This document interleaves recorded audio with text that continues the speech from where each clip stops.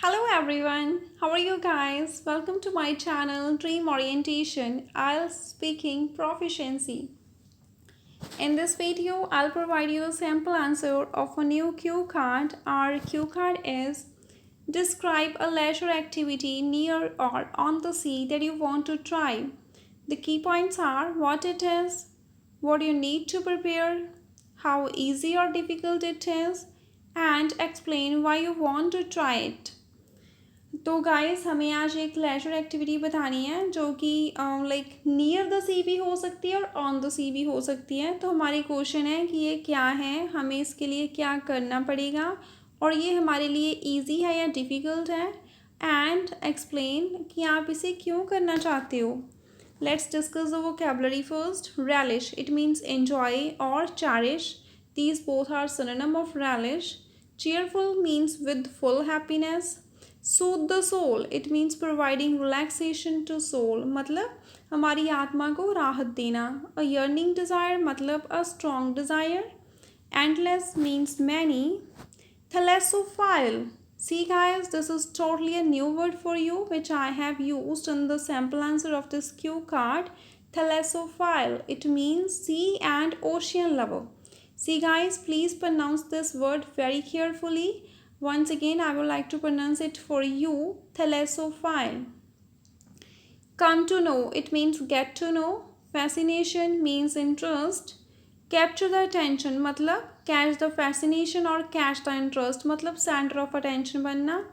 Alluring means attractive. Inquisitive means curious. Thoroughly, it means profoundly or deeply. Affection मतलब liking or interest. Broaden the horizon, this is idiom which is used for increasing knowledge and understanding. Enlightenment मतलब information.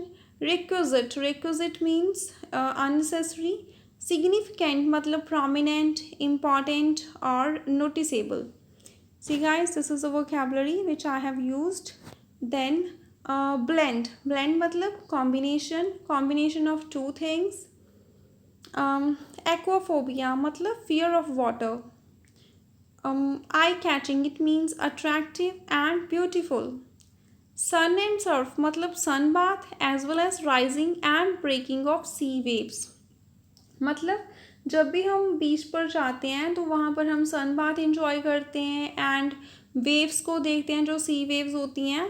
तो इस दोनों का combination बना के हम इसे कैसे बोल सकते हैं, सन एंड सर्फ. फुटप्रिंट्स मतलब फुटमार्क. ईगरली मतलब excitedly. Now let's discuss the Q card. To my mind, relishing high tides with good vibes is one of the cheerful activities that soothe the soul thoroughly. Although I have never been to the beach till date, but this is one yearning desire of my heart to cherish the endless beauty of the sea. Therefore, being a thalassophile, I am well familiar to some extraordinary beach activities such as casting a line, collecting seashells, splashing, and playing with the surf. Among all, building a sand castle is one which always captures my attention. Actually, I come to know about this alluring activity from various movies. जैसे कि मैं ये सोचती हूँ कि high tides को relish करना with अच्छी वाइब्स के साथ, तो ये बहुत अच्छी और लाइक हमारी चीयरफुल एक्टिविटी होती है लाइफ की, जो कि हमारी आत्मा को राहत देती है.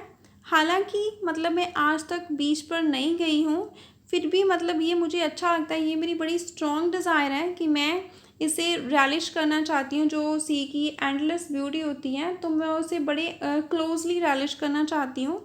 देयरफॉर मैं अपने आप को थैलेसोफाइल कंसिडर करती हूँ और इसीलिए मैं बड़ी मैनी टाइप्स ऑफ एक्टिविटीज़ के साथ में फैमिलियर हूँ जो कि सी पर की जाती हैं, like collecting the sea shells, splashing and playing with the Surf, जैसे कि सी के पानी में खेलना. बट जो बिल्डिंग सैंड कासल है उसे मैं वो मेरा एक सेंटर ऑफ अटेंशन है, वो मेरा हमेशा इंटरेस्ट कैप्चर करती है. और इस एक्टिविटी के बारे में मुझे काफ़ी सारी मूवीज़ से पता चला था. See guys, if you don't know the sand castle, here I have attached photos. This is a sand castle, means which are made usually by the visitors nearby the sea. Nearby the sea, on land, like on the land which is very near to the sea. Then this is another sand castle. So this is seriously a very good creativity. Then that not only catch my fascination but also make me inquisitive for being a learner and performer of this. I still remember when I watched this activity the very first time, then without thinking twice, I explored it on the internet profoundly. Later on, by considering my affection towards it, I underwent some YouTube tutorials in which experts broadened my horizon not only about building sand castles as well as sand sculptures, but also I got deep enlightenment about requisite material to use in this. Most importantly, no special tools are needed in this. Sand and water are the significant ingredients. तो जैसे कि मुझे इस activity के बारे में काफ़ी सारी मूवीज़ से पता चला था जिसने कि ना सिर्फ मेरा इंटरेस्ट कैच किया बट ऑल्सो मतलब मुझे फोर्स किया, मैं बड़ी क्यूरियस हुई इसका लर्नर और परफॉर्मर बनने के लिए, मतलब इसे सीखने के लिए और इसे परफॉर्म करने के लिए। मुझे याद है कि जब मैंने ये एक्टिविटी वेरी फर्स्ट टाइम देखी थी तो तब मैंने बिना सोचे समझे, मतलब बिना 2 बार सोचे, मैंने तभी से इसे एक्सप्लोर करना स्टार्ट किया इंटरनेट पर। और मैंने अपनी इफेक्शन इसकी तरफ देखते हुए तो मैं काफ़ी यूट्यूब ट्यूटोरियल्स मैंने फॉलो किए जिसमें कि मुझे ये पता चला, मेरी नॉलेज इनहेंस हुई related to sand castles, like sand castle कैसे बनाते हैं और सैंड स्कल्पचर्स कैसे बनाते हैं। और इसके साथ साथ मुझे इसके मटेरियल के बारे में जानकारी हुई कि हमें कौन सा मटेरियल यूज़ करना होता है। मोस्ट इम्पॉर्टेंटली इसमें कोई भी लाइक स्पेशल टूल्स नहीं यूज़ होते हैं, ये हमारी ओनली हैंड्स की क्रिएटिविटी होती है। एंड जो सैंड एंड वाटर होते हैं वो इसके सिग्निफिकेंट इंग्रेडिएंट्स होते हैं, मतलब वो इसके मेजर इंग्रेडिएंट्स हैं जिसके बिना की ये एक्टिविटी नहीं हो सकती। At the same time, a bucket to collect the blend of sand and water, sticks and shovels also play an important role in order to provide desired shape. The most prominent reason I am fascinated towards this, I suffer from aquaphobia that resists me to involve in water activities of the sea. That's why I would like to enjoy the eye-catching view of the sea by staying at the sand near beach.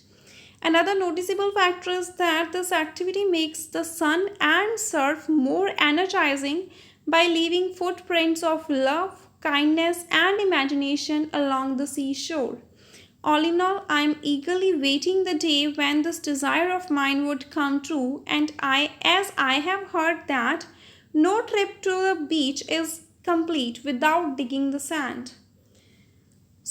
जैसे कि मैंने बताया कि इसके water और sand जो है major components हैं, मेजर इंग्रेडिएंट्स हैं, और at the same time bucket चाहिए होती है हमें जो ब्लेंड होता है हमारा सैंड और वाटर का उसे कलेक्ट करने के लिए, और सम स्टिक्स एंड शॉवल्स चाहिए होते हैं जो कि लाइक हमारी सैंड कैसल को हम डिज़ायर्ड शेप दे सकते हैं। और द मोस्ट इम्पॉर्टेंट रीज़न, मतलब मैं इस एक्टिविटी को इतना इंटरेस्टिंग मानती हूँ क्योंकि मैं एक्वाफोबिया से सफ़र करती हूँ, मुझे ज़्यादा पानी से बहुत ज़्यादा डर लगता है, इसलिए मैं बीच को एंजॉय करना चाहती हूँ, बीच की जो एंडलेस ब्यूटी है उसे एंजॉय करना चाहती हूँ, लेकिन उससे फार अवे रहकर जो उसके नियर अबाउट जो सैंड होती है वहाँ पर रहकर और एक सैंड कैसल बनाकर मैं वहाँ पर ज़्यादा से ज़्यादा टाइम स्पेंड करना चाहती हूँ और ब्यूटी को देखना चाहती हूँ। और मेरा अनदर फैक्टर है कि मैं इस जो एक्टिविटी को ज़्यादा पसंद करती हूँ वो ये है कि ये सन एंड सर्फ जो होता है उसे और ज़्यादा एनर्जी से फिल कर देता है, क्योंकि वहाँ पर हमारे फुटप्रिंट्स छोड़ जाते हैं। हम जब कोई भी सैंड कासल बनाता है तो वो बड़े प्यार से बनाता है और काइंडनेस होती है उसमें, और इमेजिनेशन तो होती है। जब भी हम कोई सैंड कैसल देखते हैं हम बोलते हैं कि वाओ कितना अच्छा बनाया। मतलब सेकंड रीज़न ये है कि कोई भी अगर सैंड कैसल बनाता है तो अपने वो इमेजिनेशन के, लव के, काइंडनेस के फुट मार्क्स छोड़ जाता है वहाँ पर, ऑल्दो वो चला जाता है वहाँ से। तो ऑल इन ऑल फाइनली मैं ये बोलना चाहती हूँ कि मैं वो डे का ईगरली वेट कर रही हूँ कि जब मैं अपनी इस इच्छा को पूरा कर सकूँगी और मेरी ये इच्छा सच होगी। जैसे कि मैंने सभी लोगों से सुना है कि कोई भी ट्रिप जब हम बीच पर जाते हैं, बीच वाला कोई भी ट्रिप कंप्लीट नहीं होता जो हमारी सैंड होती है बीच के नियर अबाउट उसे डिग किए बिना।